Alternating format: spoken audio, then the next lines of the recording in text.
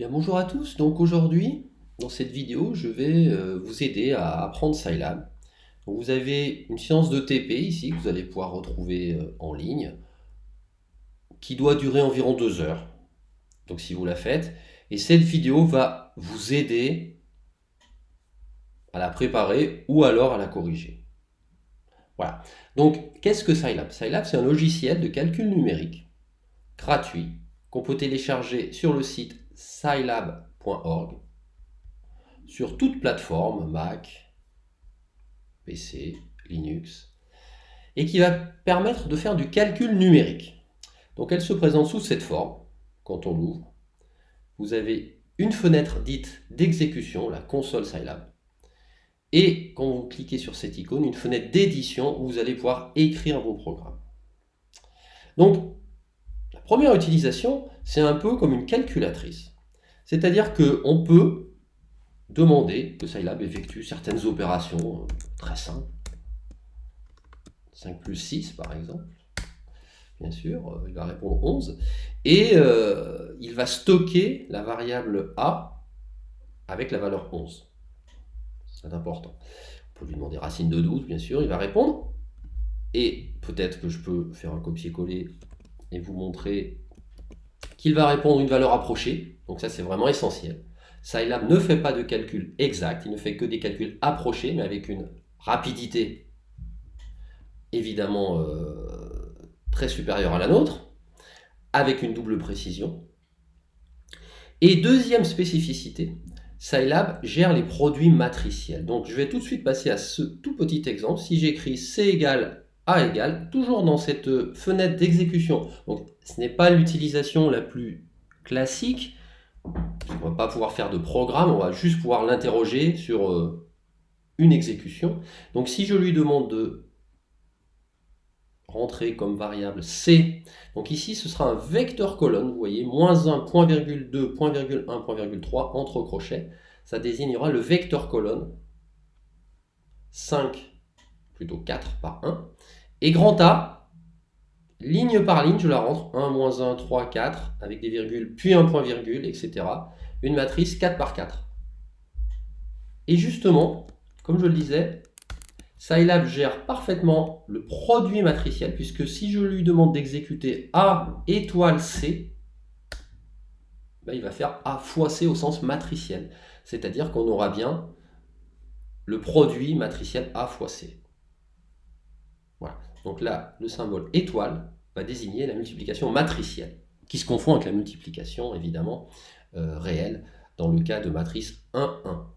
Voilà pour ce premier exercice. Donc, maintenant, on va passer à l'utilisation la plus classique de Scilab, où on écrit un programme dans l'éditeur et on l'exécute, on observe le résultat dans la console. Donc le programme que l'on propose ici, celui-là. Donc je vais pour l'instant le recopier. Vous pouvez faire un copier-coller avec le document, ça va plus vite. Voilà. Donc vous voyez d'ailleurs dans l'éditeur apparaissent des couleurs, donc c'est particulièrement intéressant puisqu'on va voir ce que désigne rand, ce que désigne ones. Ce sont des instructions Scilab. Alors, pour enregistrer le programme, il suffit de cliquer sur l'icône de la disquette. Vous lui donnez un nom. On va lui donner un nom ici dans un nouveau dossier. Scilab 1. On va lui donner un nom avec une extension. Alors, soit .sce, soit .sci. Peu importe le nom, on vous l'appelle ec1.sci. Voilà. Il est maintenant enregistré. Et pour l'exécuter, une icône comme le play de lecture, exécuter. Il va exécuter l'ensemble des instructions de manière séquentielle et donner la réponse sur la console. Donc voilà ce que ça donne. Allons-y. Voilà, donc le résultat, je vais un peu expliquer chaque ligne. Le résultat est là, mais avant cela, je vais expliquer ce que fait la ligne 1. En fait, la ligne 1, elle génère une matrice aléatoire 4 par 4. Donc l'instruction rand génère une matrice aléatoire suivant une loi uniforme sur 0,1, 4 par 4, avec des coefficients indépendants. B, d'ailleurs, si on demande quelle est la valeur de A qui a été utilisée, la voici. Voilà. Donc si je relance le programme, j'aurai une nouvelle valeur, puisque ce sont des valeurs aléatoires. Voilà pour A. Pour B, en fait, B représente une matrice colonne, un vecteur colonne, pardon, de taille 4 par 1, qui est égal à 1, 1, 1, 1. Alors, la ligne 3, x égale inv de A étoile B.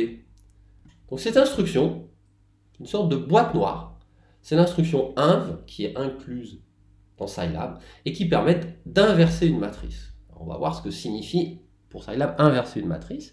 Donc, en principe, x va désigner la solution du système à x égale b. Inv de A étoile b. Donc x ici, pardon, je tape x ici. Voilà le résultat. Bon, et en fait, ce qui m'a été affiché, ce sont à la fois la valeur de x, et puis aussi l'erreur. Alors, la norme de ax moins b. Alors, norme, ça va être la norme du vecteur ax moins b. Et donc, si je reviens à la réponse qui m'a été donnée, cette valeur est de 3, 10, moins 16. Ça veut dire quoi? Ça veut dire en fait que le vecteur x qui est là n'est pas exactement la solution de ax égale b, mais la solution à 10 moins 16 près. Par exemple, d'ailleurs, si je demande a étoile x, on a l'impression que c'est b, mais ce n'est pas tout à fait b d'ailleurs, parce que si j'augmente la taille d'affichage seulement, et lui demande d'écrire avec 20 caractères, a étoile x n'est pas exactement 1, 1, 1, mais cette valeur-là. Donc tout cela pour dire que Scilab il va faire des calculs approchés, mais des calculs approchés très précis et très rapides. Alors très précis, on va le voir, tout simplement, et très rapide, en augmentant la taille.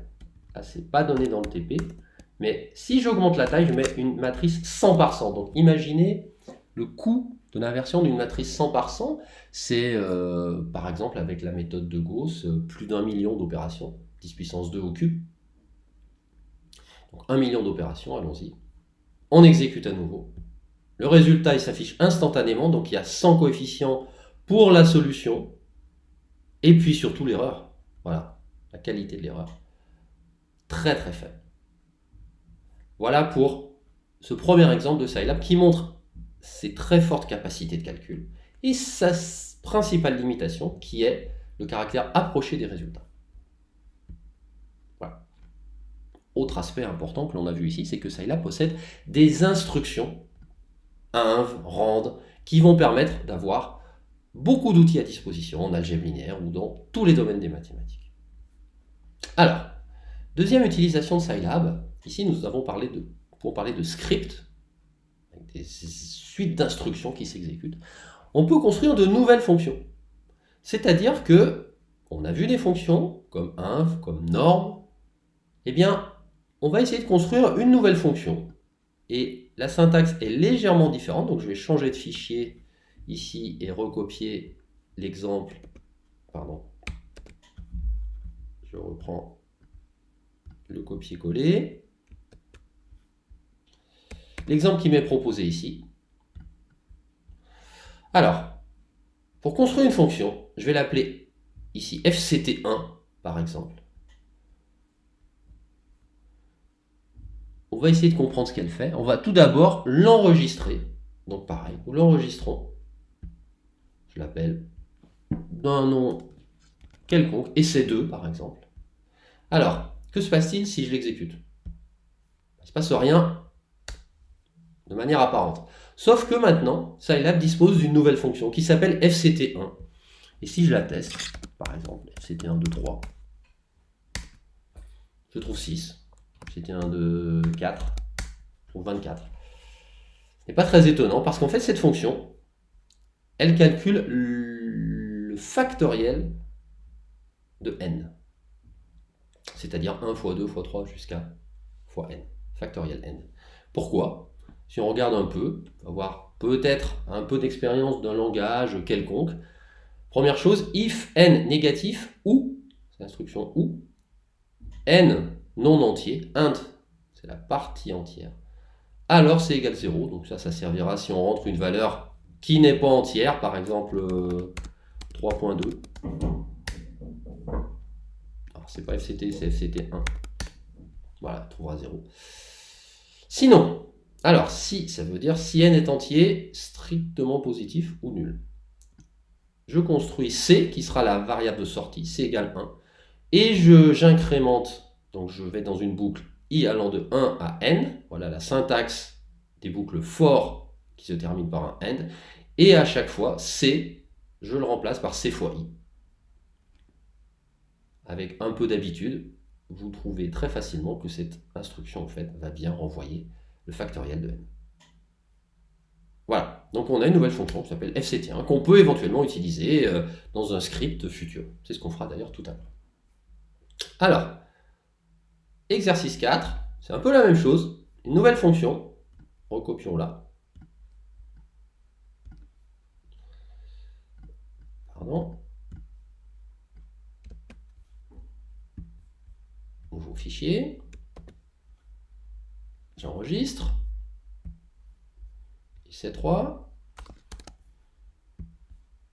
et je l'exécute. Ah, syntaxe erreur. Oui, alors parce que le copier-coller, en fait, il n'a pas pris correctement les guillemets. C'est reparti. Là, c'est bon, pas de message d'erreur. Donc, il y a une nouvelle fonction qui s'appelle arg, comme arithmétique géométrique. Donc, c'est une fonction qui va avoir deux sorties. C'est ça la différence. A, la moyenne arithmétique de x et de y, et G, la moyenne géométrique de x et de y, dans le cas où on peut calculer la racine carrée, où on peut le faire. Donc par exemple, il y a quelques exemples. Si je lui demande, je vais le taper directement, la moyenne arithmétique et géométrique de 5 et de 6, il trouve respectivement 5,5 et 5,47. Il n'y a pas de souci. Alors ce qui est intéressant, c'est si je lui demande juste la moyenne, l'instruction arg comme ça, il va ne sortir que le premier argument. Ça c'est important. Alors qu'il a bien calculé la moyenne arithmétique et la moyenne géométrique, il ne sort que le premier argument par défaut. Donc il faut bien spécifier les deux arguments de sortie si on veut les calculer effectivement. Et si je lui demande justement deux arguments de sortie avec 5 et moins 3,6 par exemple, alors là, il va y avoir un souci. Il va pas pouvoir calculer puisque la racine carrée d'un nombre négatif n'existe pas. Donc, ni U ni V n'existeront ici dans cet exemple, ne seront calculés correctement. Voilà, ça c'est le U ancien, donc il n'a fait aucun calcul. Alors que si je lui demande juste ça, il me calcule bien la moyenne arithmétique. Et il s'arrête là. Bien, c'était un exemple du même type. Donc voilà, j'ai une fonction arg, j'ai une fonction fct1. Je peux en créer plein d'autres et je peux utiliser celle qui existe dans Scilab. Alors, justement, comment connaître ces instructions? En fait, il y a une aide en ligne très puissante. L'aide en ligne, on y accède, par exemple, avec cette instruction-là. Donc, il y a tout un catalogue d'instructions. Si on veut les chercher, par exemple, il est demandé de chercher l'instruction qui calcule des valeurs propres, par exemple. Si je tape valeurs propres,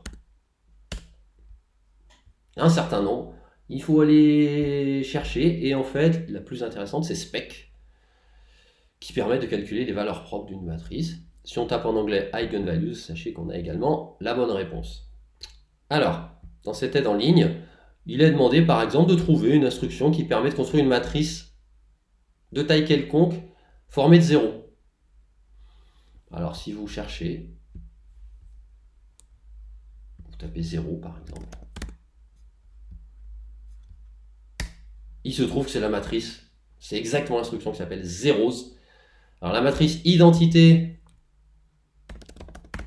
c'est peut-être plus difficile, mais on la trouve ici. Alors c'est I.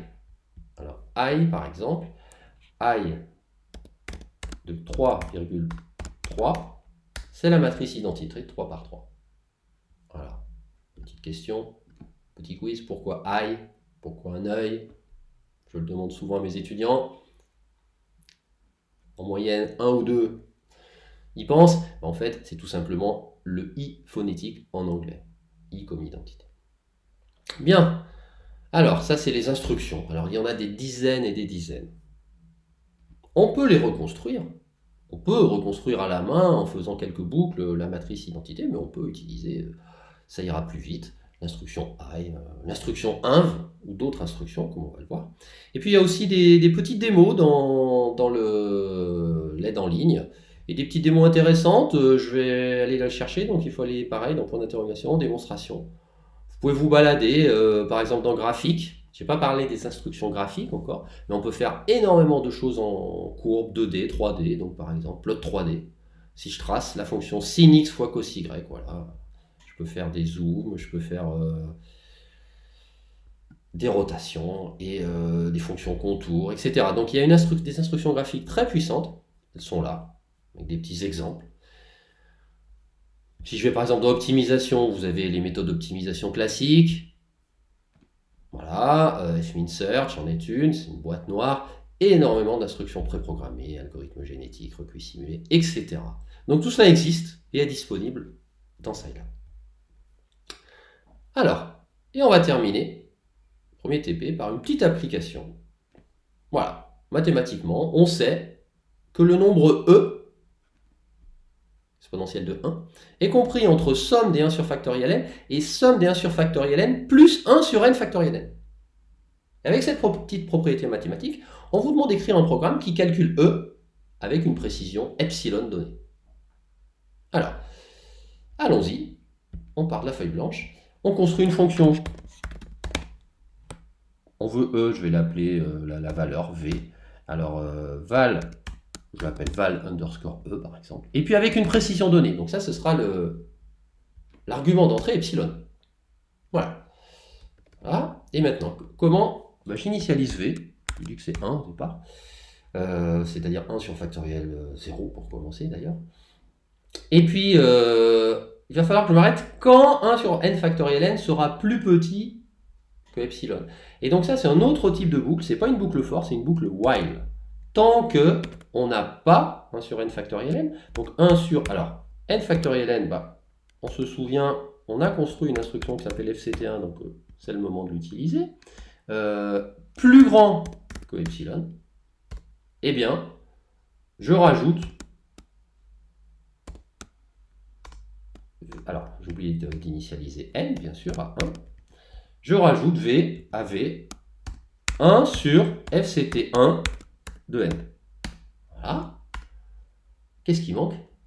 Il faut incrémenter, parce que dans l'instruction while, l'incrémentation n'est pas automatique. Il faut incrémenter n. Voilà. Est-ce que c'est bon? De toute façon, il faut très souvent tester, corriger, avant d'arriver directement au résultat. Et c'est 4, allons-y. Il ne se passe rien, c'est plutôt bon signe, ça veut dire qu'a priori mon instruction n'a pas d'erreur de syntaxe. Est-ce qu'elle est juste? Allons-y. Val E, on connaît la valeur approximative de E, de 10 moins 8 par exemple.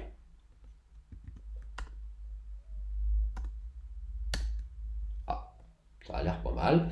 Je ne connais pas toutes les décimales de E. 10 moins 14. Bon. Et peut-être qu'on va lui demander en sortie de nous donner la valeur de n. Donc, on va lui demander n et v. Et peut-être plus précisément v et puis n. Voilà. Je dois réexécuter cette instruction. J'ai changé la fonction val e. Et donc là, c'est maintenant, je lui demande v n. Alors, il a fallu 16. Aller jusqu'à n égale 16 pour trouver cette valeur. On va voir si c'est cohérent avec 10 moins 17, par exemple. Il en faut 18, etc. Oui, ça a l'air cohérent, donc tout est bon. Alors, petite critique. On pourrait peut-être, on a utilisé fct1, mais si vous vous souvenez, fct1, ça doit déjà faire pas mal de calculs. Est-ce qu'on pourrait pas faire mieux? Enlever fct1 et en fait calculer le factoriel en même temps. On rentre dans la boucle. La réponse est oui. Si je l'appelle U, ce factoriel, pour commencer, c'est 1, ou n. Et au lieu de fct1, je vais mettre U, je vais représenter le factoriel. Je vais mettre U. Et là, je mets U égale U fois n. Ça devrait être bon. Allons-y à nouveau. Pas d'erreur. 10 moins 17. Voilà. Voilà le premier programme, je trouve qu'il contient déjà pas mal d'informations sur Scilab. Je vous rappelle, le premier programme avec l'inversion de matrice, le deuxième qui calcule la fonction factorielle, le troisième qui calcule la moyenne arithmétique et la moyenne géométrique, et le quatrième qui calcule une approximation de E. Donc maintenant, je vous laisse revoir ce TP. À mon sens, 2 heures suffisent pour être totalement opérationnel avec Scilab. Merci pour votre attention.